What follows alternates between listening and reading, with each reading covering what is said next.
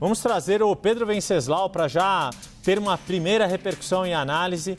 A primeira resposta institucional nesta segunda-feira que a gente tem registro, Pedro Venceslau. A gente viu uma série de manifestações do Itamaraty, do próprio governo brasileiro, da Advocacia Geral da União, dado que o advogado-geral da União, Jorge Messias, teve hoje o anúncio de que seu visto americano foi revogado, mas agora uma denúncia da Procuradoria-Geral da República, tendo como alvo um parlamentar. Eduardo Bolsonaro está no seu exercício de mandato como deputado federal pelo estado de São Paulo, eleito pelo PL, e também envolvendo Paulo Figueiredo, uma das principais figuras nessas articulações do campo que apoia o ex-presidente Jair Bolsonaro com a Casa Branca. Pedro, boa tarde. Boa tarde, Débora. Boa tarde, Yuri. Bom, primeira coisa que chama atenção é o timing dessa decisão da PGR, bem no momento em que foram anunciadas extensões da Lei Magnitsky para o Executivo e para o Judiciário.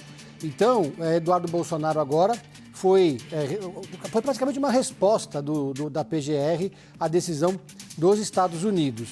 É um momento também em que essa decisão do Donald Trump acaba aproximando ainda mais o judiciário do executivo aqui no Brasil, porque as sanções elas acabam forçando o governo brasileiro, exigindo que o governo brasileiro dê uma resposta diplomática oficial em defesa do judiciário, porque Donald Trump trata o judiciário brasileiro como se ele fosse uma extensão do executivo, como se o Brasil fosse uma Venezuela, por exemplo, onde o judiciário se mistura com a presidência ou com o regime de Nicolás Maduro.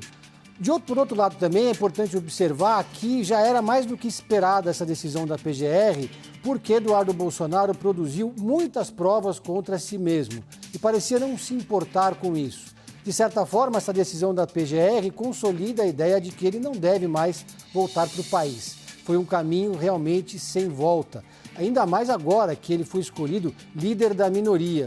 Fica no ar uma questão que é como que ele vai exercer esse cargo de líder da minoria numa situação como essa. Primeiro, sem poder participar das atividades políticas do Congresso Nacional, de reuniões do Colégio de Líderes, por exemplo, mas também agora que ele foi acionado pela PGR, denunciado pela Procuradoria-Geral da República. E, por fim, essa decisão da PGR joga ainda mais para o alto a expectativa em relação ao discurso do presidente Lula. Ainda ontem diziam nos bastidores que o tom do discurso do presidente ia depender das decisões de Donald Trump. Se ele tomasse alguma atitude contra o Brasil, ampliasse as sanções da Magnitsky, por exemplo, o presidente ia ter que adotar um tom mais duro e eventualmente até mencionar Donald Trump, que foi o que acabou acontecendo. Então essa decisão da PGR torna o ambiente ainda mais pesado na Assembleia Geral da ONU.